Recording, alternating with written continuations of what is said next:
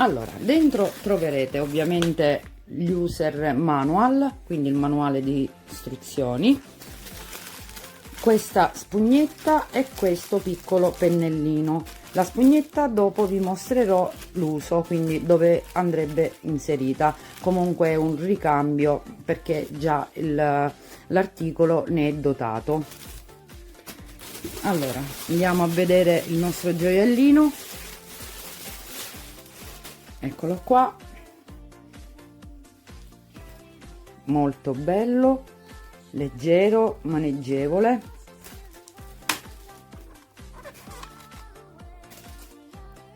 HYCHIKA,